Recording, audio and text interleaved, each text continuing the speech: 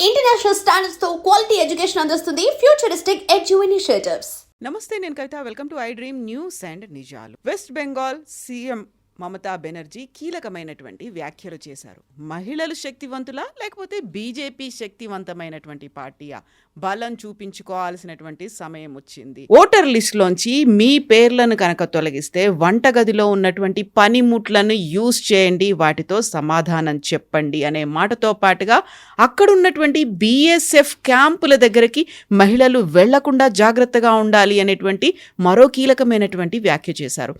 ఎందుకని ఇలాంటి వ్యాఖ్యల్ని మమతా బెనర్జీ ఇప్పుడు చేస్తున్నారు? మనతో పాటుగా ఉన్నారు సీనియర్ జర్నలిస్ట్ సురేష్ కొచ్చాతిల్ గారు. సార్ నమస్తే. మనం special intensive revision SIR start అయిన తర్వాత మమతా బెనర్జీ చేస్తున్నటువంటి వ్యాఖ్యల్ని మనం చూస్తున్నాము. అందులో సెంటిమెంటు కనిపిస్తోంది, సెన్సేషనల్ కామెంట్స్ కనిపిస్తున్నాయి, వైరల్గా మారుతున్నాయి.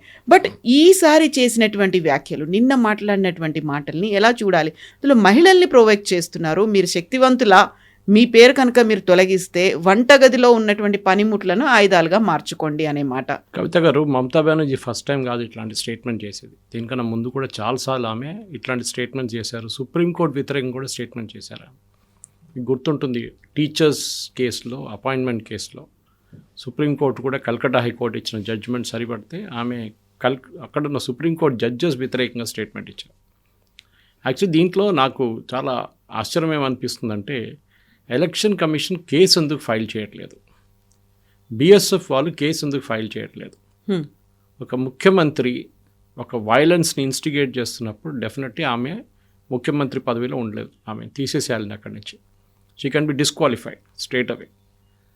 దాంతోపాటు మొన్ననే సుప్రీంకోర్టు కూడా వాళ్ళ జడ్జ్మెంట్ ఏం చెప్పారంటే, ఈ బీహార్ ఎస్ఐఆర్ కేసు నడుస్తున్నప్పుడు వెస్ట్ బెంగాల్ గురించి ఎవరో చెప్పినాడు, బిఎల్ఓస్ని టీఎంసీ లీడర్లు వచ్చి వాళ్ళ మీద అన్ని ప్రెషర్ తీసుకొచ్చి వాళ్ళ మీద ఏం చెప్తారు, ఒక డిక్టటోరియల్ టెండెన్సీలో వాళ్ళ మీద ఇది పెట్టి మేము మా వాళ్ళని ఇంక్లూడ్ చేయండి అని చెప్పి ప్రెషర్ పెడుతున్నా అని చెప్పి కంప్లైంట్ చేశారు. సుప్రీంకోర్టు ఏమన్నారు, ఎలక్షన్ కమిషనర్ గారు, మీ ఇమ్మీడియట్గా మీరు సెక్యూరిటీ తీసుకోండి, సెక్యూరిటీ ప్రొవైడ్ చేయండి బిఎల్ఓస్కి, వాళ్ళ మీద ఎవరైనా ఒత్తిడి తీసుకొస్తే వాళ్ళని కూడా ప్రాసిక్యూట్ చేయండి అని చెప్పిన సుప్రీంకోర్టు ఎలక్షన్ కమిషన్ ఇప్పుడు ఏం చేస్తుంది చూడాల్సింది. ఎందుకంటే this is a direct threat. కత్తి తీసుకొచ్చి కొట్టమని చంపేస్తామని చెప్తున్న ఒక మాట, అది కత్తి అని చెప్పలేదు ఆమె, అంతే పనిముట్లు ఉన్నాయి అది. So it is very very clear. ఒక ముఖ్యమంత్రి ఏం చెప్తారు, ఆ స్టాండ్ లెవెల్కి వచ్చేసారు ఆమె. మీరు ఏదైనా ఎవరైనా ముఖ్యమంత్రి చూడండి, రేవంత్ రెడ్డి గారు ఉన్నారు, అటువైపు సిద్ధరామయ్య ఉన్నారు, ఎవరు ఈ లాంగ్వేజ్ యూజ్ చేయరు ఆపోజిషన్ వాళ్ళ సీఎంస్ కూడా. కానీ ఈమెమో మొత్తం ఒక ఎక్స్ట్రీమ్కి వెళ్ళిపోతుంది. ఇంత భయం ఎందుకంటే, నిన్న రాత్రి ఉన్న లేటెస్ట్ ఫిగర్స్ ప్రకారం 54 నుంచి 74 లక్షల మంది ఓటర్స్ని ఓటర్ లిస్ట్ నుంచి తొలగిస్తారంట. ఇప్పుడు ఇవాళ మళ్ళీ ఎక్స్టెండ్ చేశారు ఒక వారానికి. ఓకే, 19 తారీఖు ఉండే, దట్ ఈస్ బీయింగ్ ఎక్స్టెండెడ్. నాగే 11th ఉండే, 11 to 18 చేశారు. డెఫినెట్గా వెస్ట్ బెంగాల్లో జరుగుతుంది. మమతా బెనర్జీకి అన్నిటికంటే పెద్ద భయం ఇది. ఎందుకంటే ఆమె ఏం చేయలేరు, ప్రతి దానికి ప్రూఫ్తో సహా చేస్తున్నారు. 2002 ఓటర్ లిస్ట్తోని మ్యాప్ చేసుకొని చేస్తున్న దానికి బీహార్లో కూడా మీరు చూశారు, తేజస్వి యాదవ్ వాళ్ళ పార్టీ కూడా చాలా మటుకు ట్రై చేశారు లాస్ట్ మినిట్ దాకా, 64 లక్షల మందిని ఎట్లన్నా బయటికి తీయాలని చెప్పి. దాంతోపాటు వాళ్ళు సుప్రీంకోర్టుకి వెళ్ళారు, అక్కడ కూడా ఏం దొరకలేదు వాళ్ళకి. ఇక్కడ కూడా వెస్ట్ బెంగాల్లో కూడా అదే జరుగుతుంది. మమతా బెనర్జీకి భయం. డెఫినెట్గా రిజల్ట్స్ మీద ఇంపాక్ట్ ఉంటుంది కవిత గారు, దాంట్లో డౌటే లేదు. ఎందుకంటే ఇంత డీటెయిల్గా చేసిన తర్వాత, సుప్రీంకోర్టులో కూడా ఆర్గ్యుమెంట్ జరిగిన తర్వాత సుప్రీంకోర్టు ప్రొటెక్షన్ తీసుకోమంటున్నారు, లోకల్ పోలీస్ని ఇన్వాల్వ్ చేయమంటున్నారు. అప్పుడే ఎలక్షన్ కమిషన్ అన్నారు లోకల్ పోలీస్ని ఇన్వాల్వ్ చేస్తాము, కానీ వాళ్ళ మీద కంప్లీట్గా మేము ఉండలేము, ఎందుకంటే they are reporting to the state government. అప్పుడు సుప్రీంకోర్టు ఏం చెప్పారంటే, ఎస్ఐఆర్ ప్రాసెస్లో ఎలక్షన్ ప్రాసెస్ కదా, మీరు వాళ్ళని మీ కమాండ్ కింద తీసుకోండి అని.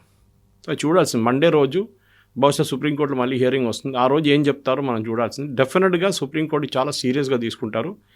కానీ ఈ స్టేట్మెంట్ ఆమె అప్పుడు డినై చేస్తుంది చూడండి, షీ విల్ 100% డినై. మీడియా నా స్టేట్మెంట్ని మొత్తం తిప్పేశారు, ట్విస్ట్ చేశారు, నేను ఏం చేయలేదు, నేను అట్లా ఏం చెప్పలేదు అని చెప్పేసి. మీ కిచెన్లో ఉన్న సామాన్ తీసుకొచ్చి బిఎస్ఎఫ్ వాళ్ళకి తిండి పెట్టండి అని చెప్పాను నేను, వీళ్ళు మొత్తం మార్చేశారు స్టోరీ అని చెప్పేసి. ఇది ఆమె రెగ్యులర్గా ఉన్న స్ట్రాటజీ అన్నమాట. మమతా బెనర్జీ దగ్గర ఉన్న షిఫ్టింగ్ ద గోల్ పోస్ట్ అంటాం మన ఇంగ్లీష్లో. ఎందుకంటే ఈ ఎస్ఐఆర్ ప్రాసెస్ మొదలైనప్పటి నుంచే ఆమెకి టెన్షన్ ఉంది. బంగ్లాదేశ్ వైపు పారిపోతున్న బంగ్లాదేశ్ వాళ్ళది ఆపిన ట్రైస్ ఆపారు కూడా, చాలా మటుకు ఆపారు. ఆమె వాళ్ళ పార్టీ వాళ్ళు వెళ్ళి ఆపారు, వెళ్ళకూడదు మీరు ఇక్కడే ఉండండి అని చెప్పేసి. కొంతమందిని బీహార్కి పంపించారు, కొంతమంది జార్ఖండ్కి పంపించారు. ఎందుకంటే వీళ్ళని అరెస్ట్ చేస్తారని ఒక భయం ఉండే వీళ్ళకి. మీరు ఎలక్షన్ టైంకి రిటర్న్ వచ్చేసేయండి, మీ ఫామ్లన్నీ మేము ఫిలప్ చేసుకుంటామని చెప్పి. ఇప్పుడు డిజిటైజేషన్ జరిగిన తర్వాత ఇప్పుడు చెకింగ్ నడుస్తుంది. This is the most crucial face. ఈ చెకింగ్ ఫేస్లోనే తెలిసిపోతుంది ఎంతమంది ఫేక్ నంబర్స్ ఇచ్చారు, ఎంతమంది ఫేక్ ఆధార్ కార్డులు యూజ్ చేశారు, ఎంతమంది ఫేక్ ఓటర్ ఐడి కార్డు ఇచ్చారు, అన్నీ మొత్తం బయటకు వచ్చేస్తుంది. ఇది మమతా బెనర్జీకి ఉన్న భయం. కవిత గారు, బీజేపీ అక్కడ ఉన్నటువంటి ప్రజలను రెచ్చగొడుతోంది, మతతత్వవాదిగా మారుతోంది, ప్రజల్ని విభజించే ప్రయత్నం కూడా చేస్తోంది అనే మాట. సో ప్రజల్ని విభజించడము అంటే మీరు చెప్పినట్టుగా ఒక 54 లక్షల నుంచి 74 లక్షల మందిని పంపించేయడమే విభజించేయడం అవుతుందా? ఏం జరుగుతోంది అక్కడ? ఆమె ఓటర్లు కాదు, అది బీజేపీని ఎందుకు తప్పుపడుతుంది? బీజేపీ చేస్తున్నారా ఎస్ఐఆర్? ఇదే అర్థం కావట్లేదు. సుప్రీంకోర్టు చేపిస్తున్నారా ఎస్ఐఆర్? ఇది చేస్తుంది election commission of India under protection from the constitution. అది కాకుండా సుప్రీంకోర్టులో హియరింగ్లో కూడా చాలా మట్టుకు వీళ్ళు రిప్లైస్ ఇచ్చారు. మీరు ఏం చేస్తున్నారు ఏంటి, డైలీ అప్డేట్స్ వస్తున్నాయి కవిత గారు, డైలీ అప్డేట్స్. దాని నుంచి కూడా చాలా క్లియర్గా తెలిసిపోతుంది. కొన్ని కాన్స్టిట్యున్సీలో మీకు చెప్పుంటాను దీనికన్నా ముందు 2622 కాన్స్టిట్యున్సీలో బూత్లో 2622 బూతుల్లో ఒక్క మనిషి కూడా చనిపోలేదంట 2002 నుంచి ఇప్పుడు దాకా. అప్పుడు 80 సంవత్సరాలు ఉన్న మనిషి ఇప్పుడు గిన్నిస్ బుక్ ఆఫ్ వరల్డ్ రికార్డ్స్లో వచ్చేస్తారని. ఇది అక్కడున్న ఫ్రాడ్. కరోనా కాలంలో కూడా ఎవరు చనిపోలేదా అనేటువంటి కామెంట్లు కూడా వస్తున్నాయి. అది కాకుండా ఒక్కరు కూడా అక్కడి నుంచి మైగ్రేట్ చేయలేదంట. మ్యాక్సిమం మైగ్రేషన్ ఈ దేశంలో నడుస్తుంది వెస్ట్ బెంగాల్ నుంచి. ఎందుకంటే అక్కడ ఇండస్ట్రీస్ లేదు, ఉన్న ఇండస్ట్రీస్ అన్నీ బంద్ అయిపోయినాయి కంప్లీట్గా. ఫస్ట్ లెఫ్ట్ ఫ్రంట్ వాళ్ళు మొత్తం ధ్వంసం చేశారు అక్కడ ఎకానమీని. మమతా బెనర్జీ వచ్చిన తర్వాత ఫస్ట్ టాటాని అక్కడి నుంచి తరిమి కొట్టారు. దాని తర్వాత ఏ ఇండస్ట్రీ అక్కడ ఉండట్లేదు. ఒక టైంలో కల్కట్టా క్యాపిటల్ ఉండే ఇండియాది, అది కాకుండా ఇండస్ట్రీస్, మేజర్ ఇండస్ట్రీస్ అన్నీ అక్కడ ఉండే. Dunlop, Ceat, jute based industries, ఐటీసీది మేజర్ ఇండస్ట్రీస్ అక్కడే ఉండే. ఇప్పుడు ఆఫీసు, రిజిస్టర్డ్ ఆఫీస్ ఒకటే ఉంది అనుకుంటే అక్కడ. ఎన్ని కంపెనీలు బంద్ అయిపోయినా పెద్ద లిస్ట్ ఉంది, మన వాట్సాప్లో చూశాను నేను. అన్ని ఇండస్ట్రీస్ బంద్ చేసి వాళ్ళు వెళ్ళిపోయారు అక్కడి నుంచి. Something very similar to Kerala. ఉద్యోగం లేదు అక్కడ ఎవరికి, సో మైగ్రేట్ చేస్తారు. సో కానీ మీ దాంట్లో మైగ్రేట్ ఎవరు చేయలేదంటున్నారు, ఎవరు చనిపోలేదంటున్నారు, ఒక్క ఓటర్ కూడా డూప్లికేట్ లేదంటున్నారు. డెఫినెట్గా ఎలక్షన్ కమిషన్ ఆర్డర్ ఇచ్చారు ఇప్పుడు కొత్త సర్వే చేయమని చెప్పేసి. ఆమెకి అదే కోపం. She wants to stop SIR. ఆమెతో కాదు, దట్ ఈస్ ఫర్ ష్యూర్. సుప్రీంకోర్టులో కూడా హియరింగ్లో కూడా వెస్ట్ బెంగాల్ గవర్నమెంట్ అడిగిన దానికి ఒక్క జవాబు కూడా వాళ్ళు ఇవ్వలేదు ఇప్పుడు దాకా. West Bengal government unlike Kerala and తమిళనాడుకు ఎక్స్క్యూజ్ అంటే వరదలు వస్తున్నాయి, వరదలు రాలేదు పాపం, చాలా కష్టపడ్డారు. చెన్నైలో వచ్చింది వరదలు అంతే. అది కాకుండా పొంగల్ వస్తుంది, దానికన్నా ముందు క్రిస్మస్ వస్తుంది అని చెప్పి ఎక్స్టెండ్ చేయమన్నారు. సుప్రీంకోర్టు చెప్పారు ఎలక్షన్ కమిషన్ 1 వీక్ కావాలంటే ఎక్స్టెండ్ చేస్తారు. 1 వీక్ మారే ఎక్స్టెండ్ చేశారు 1 వీక్ కోసం. ఇంకా కేరళలో లోకల్ బాడీ ఎలక్షన్స్ ఇవాళ రిజల్ట్స్ వచ్చేస్తున్నాయి రేపు. అక్కడ లోకల్ బాడీ ఎలక్షన్ కూడా అయిపోయినాయి. ఇది ప్రాబ్లం. మమతా బెనర్జీకి ఎక్స్క్యూజ్ లేదు. ఎందుకు ఆపాలని చెప్పండి. ఇప్పుడు డెరిక్ ఓబ్రైన్ వాళ్ళ పార్టీ ఎంపీ మొన్న పార్లమెంట్లో మాట్లాడితే ఏమన్నారంటే, మాకు ఎస్ఐఆర్ వ్యతిరేకంగా కాదు మేము, కానీ ఇంత ఫాస్ట్ స్పీడ్లో ఎందుకు చేస్తున్నారు. మొన్న former chief election commissioner Gopal Swamy గారు ఒక ఇంటర్వ్యూ ఇచ్చారు. I think it was to NDTV. ఆయన ఏమన్నారంటే, ఆయన దగ్గర అడిగారు మీరు ఈ డెడ్ లైన్ ఎందుకు ఇస్తున్నారు ఇట్లా చిన్న. ఆయన అన్నారు, నేను అంత 40-50 సంవత్సరాలు నేను బ్యూరోక్రసీలో పనిచేశాను. I don't remember the number of years. అక్కడ బ్యూరోక్రసీకి ఒక డెడ్ లైన్ ఇచ్చి ఒక సంవత్సరం తర్వాత చేయండి అంటే వాళ్ళు ఆ సంవత్సరం కన్నా 10 రోజుల ముందు దిగుతారు. That is the culture in bureaucracy. You have to give a short dead line, దాని తర్వాత మీరు ఎక్స్టెండ్ చేసుకోవచ్చు. ఈ గివ్ ఎ బ్యూటిఫుల్ ఎగ్జాంపుల్. ఆయన దగ్గర చాలా క్వశ్చన్స్ అడిగారు. ఇన్ఫ్యాక్ట్ ఈవీఎం అనేది, ఈవీఎం కెనాట్ బి ట్యాంపర్డ్. ఎన్నోసార్లు ఛాన్స్ ఇచ్చాం వీళ్ళకి, ఈవీఎంలో వచ్చి చెక్ చేసుకోండి చూడండి ఏముంది దాంట్లో. చేయలేదు. మొన్న కూడా రాహుల్ గాంధీ మళ్ళీ అదే పాట పాడుతున్నాడు ఈవీఎంల గురించి. ఇంకేమన్నారు, 265 మంది ప్లాట్ నెంబర్ 265 హర్యానాలో ఒక కాన్స్టిట్యున్సీలో 501 మంది ఉంటున్నారు చెప్పారు. I explain that other day. I explain it here or ఇంకో ఛానల్ చెప్పాను, గుర్తులేదు నాకు. అది ఒక 1 acre ప్లాట్ ఉండే, యాన్సిస్ట్రల్ ప్లాట్. సో వాళ్ళ నాన్నగారు వాళ్ళ బ్రదర్స్ 4 డివైడ్ చేసుకున్నారు. ఫస్ట్ గ్రేట్ గ్రాండ్ ఫాదర్, ఫాదర్కి వచ్చినప్పుడు వాళ్ళు మళ్ళీ 16 మందిగా డివైడ్ అయిపోయారు. మళ్ళీ పిల్లలు వచ్చినప్పుడు మళ్ళీ డివైడ్ అయిపోయారు. మళ్ళీ పెళ్లి చేసుకొచ్చిన వాళ్ళు వాళ్ళ ఫ్యామిలీని అందరికి ఒకటే అడ్రస్ 265. ఎందుకంటే that is their own property. Rahul Gandhi గారు ఏమంటున్నారు, 501 మంది ఉన్నారు, మా అమిత్ షా గారు ఏం చెప్పట్లేదు. అమిత్ షా గారు నా ప్రెస్ కాన్ఫరెన్స్ గురించి మాట్లాడాలంటున్నారు. మమతా బెనర్జీ, రాహుల్ గాంధీ, అఖిలేష్ యాదవ్, తేజస్వి యాదవ్, స్టాలిన్, సిద్ధరామయ్య వీళ్ళు and Revanth Reddy also to certain extent, వీళ్ళందరికీ ప్రాబ్లం ఏంటంటే, ఒకటి వాళ్ళు గెలిచినప్పుడు ప్రాబ్లం లేదు, కానీ వాళ్ళు ఓడిపోతున్నప్పుడు ప్రాబ్లం ఉంది. ఇప్పుడు తెలంగాణలో లోకల్ బాడీ ఎలక్షన్ జరిగింది, గెలిచారా? మా సర్పంచులంతా మా వాళ్ళే గెలిచారంటున్నారు. పార్టీ సింబల్తో ఎలక్షన్ జరగలేదు. మళ్ళీ మీరు ఎట్లా డిసైడ్ చేస్తున్నారని, వాళ్ళు మీ వైపు ఉన్నారని వాళ్ళకి మీరు ఏమైనా బీఫామ్ ఇచ్చారా? ఇది అడగాల్సింది. So just for the sake of it, మేము గెలిచాం ఎలక్షన్, ఓకే మీరు గెలిచారు తీసుకోండి, ఏం చేస్తారు ఇప్పుడు? దాని తర్వాత సర్పంచ్కి డబ్బులు ఇవ్వాల్సింది సెంట్రల్ గవర్నమెంట్ నుంచి రావాలి ఫండ్స్, అది ఎవరు ఇస్తారు? సో ఫస్ట్ వీళ్ళని ఫామ్ చేసి వీళ్ళు సర్పంచ్లు, వీళ్ళు అది కాకుండా local body election, MPTC, ZPT అన్నీ వచ్చిన తర్వాత డబ్బులు వస్తాయి మీకు. Mamata Banerjee problem is principally rooted because west బెంగాల్లో ఆల్మోస్ట్ 1 కోటి మంది ఎక్స్ట్రా ఉన్నారు ఓటర్స్. మీరు ముర్షిదాబాద్, మాల్డా, 24 పర్గనాస్లో చూస్తే అక్కడ ఉన్న పాపులేషన్ కన్నా ఎక్కువ ఆధార్ కార్డులు ఇష్యూ చేశారు. అక్కడ ఉన్న పాపులేషన్ కన్నా ఎక్కువ 60 లక్షల మందికి ఓటర్ ఐడి కార్డు ఇష్యూ చేశారు. స్టేట్ గవర్నమెంటే చెప్తున్నారు మా పాపులేషన్ ఇంత అని చెప్పి, కానీ దానికన్నా 40%, 50% ఎక్స్ట్రా మందికి ఆధార్ కార్డులు, ఓటర్ కార్డులు ఇచ్చారు. ఎట్లా వచ్చిందండి? This needs an enquiry. దీనికే ఒక జ్యుడిషియల్ ఎంక్వైరీ కాకుండా అట్లీస్ట్ సిబిఐ ఎంక్వైరీ పెట్టాలి. ఈ Aadhaar card misuse is the first step. ఎవరు ఇష్యూ చేస్తున్నారు? కేరళలో పెరుంబావూర్ అని చెప్పి ఒక టౌన్ ఉంది కవిత గారు. మ్యాక్సిమం బెంగాలీస్ అక్కడ వచ్చి ఉంటారు. వాళ్ళు అక్కడ వచ్చే లోకల్ పనులు, కూలి పనులు చేస్తారు, కన్స్ట్రక్షన్ సెక్టర్లో ఉన్నారు. వాళ్ళ దగ్గర ఒక రేడ్ జరిగింది 2 సంవత్సరాల ముందు. చాలామందిని పట్టుకున్నారు విత్ ఆధార్ కార్డ్స్. చూస్తే మొత్తం ఫేక్. ఎక్కడ తయారు చేశారని ఆయన అంటే వెస్ట్ బెంగాల్లో 2 ప్లేసులు చెప్పారు. అక్కడ రేడ్ చేశారు కేరళ పోలీస్. రేడ్ చేస్తే ఇంకా 2-3 దొరికారు. 50 రూపాయలు, 100 రూపాయలకి ఆధార్ కార్డ్ తయారు చేసి ఇస్తున్నారు, fake Aadhaar cards. That number is not valid, కానీ చూస్తే మీకు మొత్తం ఒరిజినల్ లాగా అనిపిస్తుంది అది. దాంతో సిమ్ కార్డు తీసుకుంటాడు వెళ్ళి. ఆ సిమ్ కార్డు వెరిఫికేషన్ చేయట్లేదు కరెక్ట్గా. దాంతో రేషన్ కార్డు తీసుకుంటాడు, అది కూడా లోకల్ లీడర్స్, టీఎంసీ లీడర్స్ చేసిస్తున్నారు.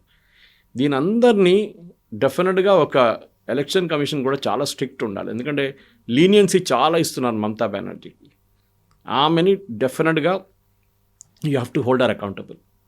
మీరు ఒక చీఫ్ మినిస్టర్ ఆఫ్ స్టేట్, మీరు బిఎస్ఎఫ్ మీద దాడి చేయమంటున్నారు, మీరు ఎలక్షన్ ఆఫీషియల్స్ మీద దాడి చేయమంటున్నారు. You have no right to continue as chief minister. ఇది నేను చెప్పాలనుకుంటున్నాను. కోల్కతాలో ఈ మధ్యలోనే ఒక సామూహికంగా భగవద్గీత పారాయణం అనేది జరిగింది. అలా ఎలా చేస్తారు? భగవద్గీతని, కృష్ణుని కూడా రోడ్ల మీదకి లాగుతున్నారు. అలా మాట్లాడాల్సినటువంటి అవసరం ఏముంది? అలా బయట దాని గురించి చర్చలు ఎందుకు జరుగుతున్నాయి అనే మాట. అది వాళ్ళకి చాలా భయం వేస్తుంది యాక్చువల్లీ. వాళ్ళు ఇంతమంది వస్తారనుకోలేదు. వాళ్ళు 5 లక్షల మంది గీతా పారాయణకి ఎందుకు వస్తారు? అది కూడా కల్కటా లాంటి ప్లేస్లో, వేర్ కమ్యూనిస్ట్ ఒక టైంలో, ఇప్పుడు టీఎంసీ లాంటి వాళ్ళు, ఏథిస్ట్ ఉంటున్న వాళ్ళు, భగవంతుడు లేదని చెప్పే మనుషులు గీతా పారాయణకి ఎట్లా వచ్చారు? వాళ్ళ మీద ఏం చేశారంటే ఒక 2 కేసులు బనాయించారు వీళ్ళు. ఎవరో ముస్లిం వెండర్స్ ఇద్దరు చికెన్ ప్యాటీస్ అమ్ముతున్నారు, అంటే పఫ్లు ఉంటాయి చూడండి, అది అమ్ముతున్నారని చెప్పి వాళ్ళని కొట్టారంట. దాంట్లో 4గురిని అరెస్ట్ చేశారు. ఆలోచించండి, వాళ్ళ మీద కోపం ఉన్నది. మా స్వామిలంతా స్టేజ్ మీద కూర్చొని వాళ్ళ మీద చేయలేకపోయింది ఆమె. ఎవరో లీడర్స్ని పట్టుకొని వీళ్ళు చేపించారు, వీళ్ళు కొట్టారు, ప్యాటీస్ అమ్ముతున్నారని కొట్టారు. కొడితే అరెస్ట్ చేయాలని ఉందండి? వారెంట్ ఎక్కడ ఉంది? ఏం లేదు. అంత వైలేషన్. సుప్రీంకోర్టు గైడ్లైన్స్ మొత్తం వైలేట్ చేసి without warrant, without giving a notice వీళ్ళని అరెస్ట్ చేశారు. ఎందుకు? ఎవడో సమోసాలో ప్యాటీస్ అమ్ముతున్నారని కొట్టారని చెప్పేసి. మీరు కమ్యూనల్ డిస్టర్బెన్స్ తీసుకొస్తున్నారని చెప్పి లేటెస్ట్ స్టేట్మెంట్ మమతా బెనర్జీ. ఈ గీతా పారాయణం చేసిన దాన్ని కమ్యూనల్ సిచ్యువేషన్ చేస్తున్నారు, ముస్లిమ్స్ని కొడుతున్నారు. That fellow who was beaten పారిపోయాడు. He was a Bangladeshi. వాడిని పోలీసు ఇంట్రోగేట్ చేయడానికి వస్తే వాడు కనిపించట్లేదు. ఇప్పుడు వాడేమంటున్నాను, నేను కలకటాలో ఉండను, నేను వెళ్ళిపోతున్నాను ఇక్కడి నుంచి అని, నాకు భయం వేస్తుంది అని. భయం ఇది. వాడి దగ్గర ఆధార్ కార్డు అడిగినప్పుడు వాడి దగ్గర ఆధార్ కార్డు లేకుండే వీళ్ళు కొట్టినప్పుడు. దానికోసం జరిగింది గొడవ అంతా. చికెన్ ప్యాటీస్తో కాదు గొడవ. దానికోసం దాని తర్వాత వాడిని అరెస్ట్ చేసినప్పుడు, వీళ్ళని అరెస్ట్ చేసినప్పుడు ఎఫ్ఐఆర్ కోసం వాళ్ళ ఆధార్ కార్డు నెంబర్ అడిగితే వాడి దగ్గర ఆధార్ కార్డు లేదు. నెక్స్ట్ డే పారిపోయాడు. This is what is happening. West Bengal అనేది ఇట్స్ అ లాలెస్ స్టేట్. ఒక పాత బీహార్ లాగా అయిపోయింది, పాత యూపీ లాగా అయిపోయింది. అక్కడ ఏం లా అండ్ ఆర్డర్ అనేది ఏం లేదు. అక్కడ చాలామంది చంచలు, మమతా బెనర్జీ నెవ్యూ, ఈ సాగరికా ఘోష్ ఇట్లాంటి వాళ్ళు ఎంపీగా చేసి, డెరిక్ ఓబ్రైన్ లాంటి వాళ్ళు మేడం డ్యాన్స్ చేయమంటే డ్యాన్స్ చేస్తారు, కూర్చోమంటే కూర్చోరు, నిలబడమంటే నిలబడతారు. అంతే వాళ్ళది. They have no individuality of their own. Derek O'Brien నాకు పర్సనల్ ఫ్రెండ్, కానీ నాకు బాధ అనిపిస్తుంది ఆయన ఇప్పుడు చూస్తే. He's just acting like a slave. Educated మనిషి. వాళ్ళ father Neil O'Brien was Oxford university president ఉండే కలకట్టాలో. First brand equity quiz organise చేసినప్పుడు బెంగళూరులో నేనున్నాను. ఆ టైంలో బెంగళూరులో I was working in Times of India those days. మేమిద్దరు కూర్చొని క్వశ్చన్ తయారు చేసాం బ్రాండ్ ఈక్విటీ క్విజ్. అంత ఎడ్యుకేటెడ్ మనిషి కూడా ఆయన మాట్లాడుతున్న దానికి లాజిక్ లేదు. ఇప్పుడు అస్సలు లాజిక్ లేదు. ఒకసారి నాకు అనిపిస్తుంది అసదుద్దీన్ ఓవైసీ గారు మాట్లాడుతున్నారు, ఆయన his logic is far better than these fellows అని. అసలు మీరు ఒక ఎలక్షన్ కమిషన్ క్వశ్చన్ చేసిన ఆ రోజు వెళ్ళారు వీళ్ళందరూ కలిసి ఎలక్షన్ కమిషన్ దగ్గర వెళ్ళారు. ఒక నెల కాలేదు, 3 వారాల ముందు టీఎంసీ డెలిగేషన్. ఎవరు? సాగరికా ఘోష్, మహువా మొయిత్రా, వీళ్ళందరూ వెళ్ళి లబో అని తిట్టారు ఆయన్ని. అక్కడ వెళ్ళి లైవ్ బ్రాడ్కాస్ట్ చేయమంటే ఆయన చెప్పారు నేను చేయను. ఒక మీటింగ్కి వచ్చారు, మీటింగ్లో కూర్చోండి మీరు వినండి అని చెప్పారు. తర్వాత ఆయన తీసి ఒక్క ఫిగర్ తర్వాత ఒక ఫిగర్ వేసిండు. ఇంతమంది ఈ కాన్స్టిట్యున్సీలో కనిపించట్లేదు, ఇంతమంది కనిపించట్లేదు, ఇంతమంది ఈ బూట్లో ఒక్కడు కూడా మ్యాపింగ్ కోసం ఎప్పుడు కూడా రాలేదు. నోరు మూసుకొని అందరూ వెళ్ళిపోయారు బయటికి. దిస్ ఇస్ ద సిచ్యువేషన్ అక్కడ వెస్ట్ బెంగాల్. నేను మళ్ళీ రిపీట్ చేస్తున్నాను కవిత గారు, they should be BJP West Bengal unit. అది పాపం వాళ్ళ దగ్గర ప్రాబ్లం ఏంటంటే అక్కడ వాళ్ళకి లోకల్ సపోర్ట్ ఎక్కువ రాదు. పోలీస్ దగ్గర నుంచి ఎవరి దగ్గర నుంచి అయినా కానీ, ఈవెన్ కోర్టు కూడా ప్రొటెక్షన్ ఇవ్వరు వాళ్ళు. సో వాళ్ళు ఏం చేయాలంటే they should go to Supreme Court, file a case. Election కమిషన్ని వాళ్ళని కంప్లీట్గా ఇది ఒక రీవర్క్ చేయమని చెప్పాలి. ఈ ఎలక్ట్రల్ రోల్స్ ఇప్పుడు దాకా చేసిన దాంట్లో 97%, 98% ఫామ్ రిటర్న్ వచ్చి, విచ్ ఇస్ నాట్ పాసిబుల్. యూపీలో 2 కోట్ల మంది దొరికారు, duplicate voters, dead voters, migrated voters. 2 కోట్లు. అఫ్కోర్స్ యూపీ బేస్ పెద్ద అనుకోండి, 22 crores. బట్ యోగి ఆదిత్యనాథ్ గారు ఏడుస్తున్నారండి. అక్కడున్న ముస్లిం పార్టీలు ఏడుస్తున్నారా? ఎవరు ఏడవట్లేదే. అఖిలేష్ యాదవ్ గారు ఇవాళ ఎక్కడున్నారు? హైదరాబాద్లో. ఆయన కోసం గ్రాండ్ రిసెప్షన్ ఇస్తున్నారు ఇక్కడ హైదరాబాద్లో. కాంగ్రెస్ పార్టీ మొన్ననే అని చెప్పారు, నాకు కాంగ్రెస్తో ఏ సంబంధం లేదు, మేము ఉత్తరప్రదేశ్ ఎలక్షన్ మేమే పోటీ చేస్తాం సపరేట్గా అని చెప్పి ఆయన వాళ్ళకి రిసెప్షన్ పెట్టారు వీళ్ళు. బహుశా వాళ్ళు ఆయన ఏం చెప్పారు యూపీలో వీళ్ళకి తెలియదు అనుకుంటారు. ఎనీవే, మమతా బెనర్జీ తిరిగి వచ్చినప్పుడు వెస్ట్ బెంగాల్ నేను కావాలంటే మీకు నెక్స్ట్ వీక్ డాటాతో సహా చూపిస్తాను మీకు how the entire thing has been manipulated. ఎందుకంటే బెంగాల్ పాపులేషన్ నేషనల్ లెవెల్లో మనకు యూజువల్లీ ఒక 4-5% గ్రోత్ ఉంటుంది, పాపులేషన్ గ్రోత్. ఒక సెంచరీ టు సెంచరీ అంటే డికేడ్ టు డికేడ్. అంటే 2011 to 21 సెన్సస్ జరగలేదు. 2011లో జరిగింది, 21లో జరగలేదు బికాస్ ఆఫ్ కోవిడ్. ఇప్పుడు 26లో స్టార్ట్ అవుతుంది. ఈ 10 yearsలో వెస్ట్ బెంగాల్ పాపులేషన్ 14 నుంచి 24% దాకా కొన్ని డిస్ట్రిక్ట్స్లో పెరిగింది. ఎక్కడి నుంచి వచ్చారండి వీళ్ళందరూ? నేషనల్ యావరేజ్ 4 ఉన్నప్పుడు, 5 ఉన్నప్పుడు వీళ్ళకి 14 ఎక్కడి నుంచి వచ్చినాయి? This is the question we need to ask. కానీ అక్కడ ఎవరు అడగడానికి భయపడతారు. ఏమనంటే పోలీస్ కేసు ఇమీడియట్లీ మిమ్మల్ని అరెస్ట్ చేస్తారు. ఇదే సుప్రీంకోర్టు దీనికన్నా ముందు ఎవరో పంజాబ్ నుంచో ఎవరో యూపీ నుంచో అని పట్టకపోతే ఇమీడియట్గా రిలీజ్ చేయండి అని చెప్పి ఆర్డర్ ఇచ్చారు. మొహమ్మద్ జుబేర్ ఇంకోటి ఉన్నాడు ఫ్యాక్ట్ చెకింగ్, ఆయన అరెస్ట్ చేసి రిలీజ్ చేయమన్నారు. కానీ మమతా బెనర్జీ ఒక అమ్మాయిని అరెస్ట్ చేసి మమతా బెనర్జీ గవర్నమెంట్ ఆమెను 21 రోజులు జైల్లో పెట్టారు. జాదవ్పూర్ యూనివర్సిటీ ఒక ప్రొఫెసర్ ఒక వాట్సాప్ ఫార్వర్డ్ చేస్తే ఆయన జైలు వేశారు తీసుకు. అప్పుడు equality before law, human rights, freedom of expression అంతా పోయింది. అప్పుడు this lady needs be tackled. మీ చెప్పినట్లు ఈ స్టేట్మెంట్ ఇస్ వెరీ షాకింగ్. ఏ ముఖ్యమంత్రి కూడా చేయకూడదు ఇట్లాంటి స్టేట్మెంట్. కానీ డెఫినెట్గా నేను స్టాంప్ పేపర్ మీద రాసిస్తాను. ఆమె పొద్దున ఆమెని ఏమైనా కేసు వేస్తే ఇమ్మీడియట్గా ఆమె పాట మార్చేస్తుంది. లేదు నేను చెప్పలేదు, అసలు నేను అట్లాంటి మాటనే అనలేదు, మీడియా వాళ్ళు కావాలని చెప్పి రాసుకున్నారని చెప్తారు. సో బీఎస్ఎఫ్ని ఎందుకు టచ్ చేయాల్సి వచ్చింది? బీఎస్ఎఫ్ గురించి ఎందుకు అలా మాట్లాడారు? And why BSF people are not responding? ఎందుకని వాళ్ళు మాట్లాడారు? వాళ్ళు చేయరు because they have a paramilitary force. అది వాళ్ళకు ఒక డిసిప్లిన్ ఉంటుంది. వాళ్ళ డైరెక్టర్ జనరల్ రెస్పాండ్ అవుతారు, లోకల్ లెవెల్లో చేయకూడదు. మొన్న పార్లమెంట్లో మాట్లాడుతూ అమిత్ షా గారు ఒక స్టేట్మెంట్ ఇచ్చారు. మ్యాక్సిమం ఫెన్సింగ్ బంగ్లాదేశ్ వైపు ఉన్న స్టేట్స్ నుంచి, నార్త్ ఈస్టర్న్ స్టేట్స్ అంతా అయిపోయింది. వెస్ట్ బెంగాల్లో 580 కిలోమీటర్లు ఇంకా ఫెన్సింగ్ చేయలేదు. ఎందుకు? ల్యాండ్ ఇవ్వట్లేదు. Mamata Banerjee is not giving land for constructing fences. ఆమె అంటుంది ఎందుకు వద్దు, అది ఓపెన్ పెట్టండి. ఎందుకంటే అక్కడి నుంచి ఎక్కడికి రావచ్చు, ఇక్కడి నుంచి అక్కడికి వెళ్ళొచ్చు. బెనడ్రిల్ సిరప్ ముందు స్మగ్లింగ్ చేస్తుండే, ఆవులు స్మగ్లింగ్ చేస్తారు, తెలంగాణ ఆంధ్ర నుంచి తీసుకెళ్తారు అక్కడ దాకా. దిస్ అమిత్ షా గారు మన పార్లమెంట్లో చెప్పారు. ఇది అక్కడ చేస్తున్న బెంగాల్లో ఆమె పెద్ద పెద్ద మాటలు అంటుంది. బీఎస్ఎఫ్ వాళ్ళు ఎందుకు అడ్డుకుంటలేరు, వాళ్ళు ఎట్లా లోపలికి వస్తున్నారు, మీదే తప్పు కదంటే, మీ ఫెన్సింగ్ వేయడానికి మీరు 500 కిలోమీటర్ ఇంకా మాకు ల్యాండ్ ఇవ్వట్లేదు. మీకు గుర్తుంటుంది కవిత గారు, మొన్న ఒక సంవత్సరం ముందు అనుకుంటాను, బీఎస్ఎఫ్కి ఒక ఎక్స్ట్రా అథారిటీ ఇచ్చారు పంజాబ్ వైపు, వెస్ట్ బెంగాల్ వైపు. ఏంటంటే వాళ్ళు 80 కిలోమీటర్స్ దాకా ఇన్వెస్టిగేట్ చేయొచ్చు, వాళ్ళ ఏరియా ఆఫ్ అది క్రాస్ అథారిటీ. ఎందుకంటే ఒక డ్రగ్స్ పట్టుకున్నాం అనుకోండి బార్డర్లో, ఆ డ్రగ్స్ పట్టుకున్నాడు, వాళ్ళు పట్టుకొని వాళ్ళు ఫ్రెండ్ ఎవడో ఇంకో ప్లేస్లో ఉంటాడు, అక్కడ వాళ్ళు లోకల్ పోలీస్కి ఇస్తే వాళ్ళు ఇన్వెస్టిగేట్ చేయరు. సో బీఎస్ఎఫ్కి అథారిటీ ఇచ్చారు, 80 కిలోమీటర్ దూరం దాకా మీరు వెళ్ళి ఇన్వెస్టిగేట్ చేసి వాళ్ళని పట్టుకురావచ్చు. ఏదైనా కానివ్వండి, it can be human smuggling, cattle smuggling, Benadryl syrup దొంగతనం క్రాస్ బార్డర్ తీసుకెళ్ళదు, అన్నీ ఉండొచ్చు. అన్నిటికీ మీరు ఇన్వెస్టిగేట్, ఇమ్మీడియట్గా అబ్జెక్షన్. అటువైపు పంజాబ్ నుంచి ఏ అబ్జెక్షన్ రాలేదే, పంజాబ్ గవర్నమెంట్ అబ్జెక్ట్ చేయలేదు, వీమే అబ్జెక్ట్ చేస్తుంది. ఇప్పుడు కాదు, first time, first time she's blaming BSF. చాలా టైంలో కూడా బీఎస్ఎఫ్ బ్లేమ్ చేసింది ఆమె. బీఎస్ఎఫ్ వాళ్ళు మహిళల్ని రేప్ చేశారని చెప్పి ఒక కేసు పెట్టారు. Finally that case was dismissed. ఈమె ప్రెషర్ కావాలని ప్రెషర్ పెడుతుంది. కరెక్ట్, బీఎస్ఎఫ్ కూడా హిందీలు అంటారు దూద్ మే దులేవే నెయ్యి అని, అంటే అంత ఇన్నసెంట్ ఏం కాదు వాళ్ళు.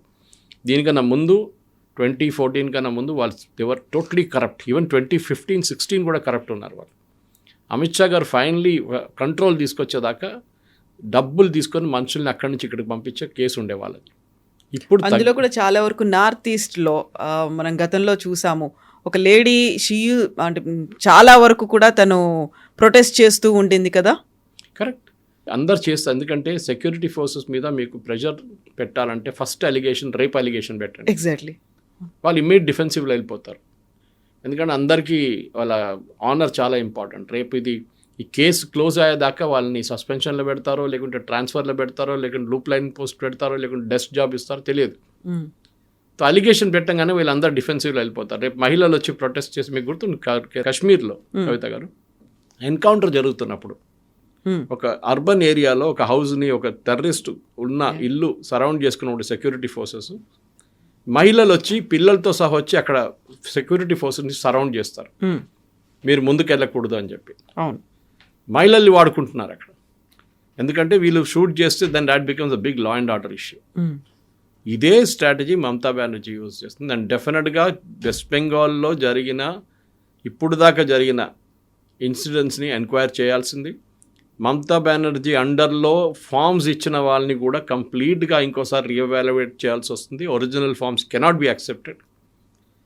2002 నుంచి వచ్చిన ప్రాజనీ మ్యాపింగ్ చేయాల్సింది. ప్రాజనీ మ్యాపింగ్ అంటే మీకు తెలిసి ఉంటుంది, మీ నాన్నగారు అమ్మగారు ఉంటే, కొడుకు ఇక్కడ కూతురు ఉంటే ప్రాజనీ మ్యాపింగ్ చేస్తారు వాళ్ళు. 22 సంవత్సరాల తర్వాత మీరు ఓటింగ్ ఏజ్కి వచ్చారా లేదా, లేకుంటే మీ 25-26 సంవత్సరాలు you can link your self. వేరే బోర్డ్స్ ఎక్కడ ఉన్నాయి, ఇదన్నీ ఉంటుంది. కానీ డెఫినెట్లీ మమతా బెనర్జీ అది కూడా అంగీకరించదు. కాదు, ఇప్పుడు చూడండి లిస్టు 18th అంటున్నారు, కానీ ఫైనల్ లిస్ట్ ఫిబ్రవరిలో వస్తుంది. కానీ 18 తర్వాత 22-23 తారీఖు ఇప్పుడు హియరింగ్ పిలిచారు. Almost as I can read it out, 34 lakh people have been called.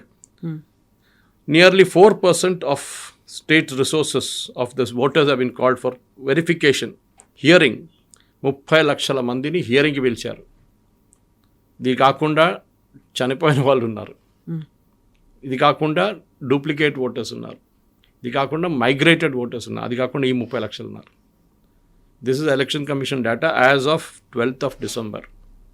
మీరు ఆలోచించండి, ఈ ఫిగర్ ఉంది. ఇప్పుడు డెఫినెట్గా మమతా బెనర్జీ, ఎందుకంటే చీఫ్ ఎలక్టర్ ఆఫ్ వెస్ట్ బెంగాల్ ఏం చెప్పారంటే లాస్ట్ డేట్ ఆఫ్ ఎన్యూమరేషన్ తర్వాత విచ్ వాజ్ ఒరిజినల్లీ 11th మేము ఎక్స్టెండ్ చేయబోతున్నాం 18 దాకాని.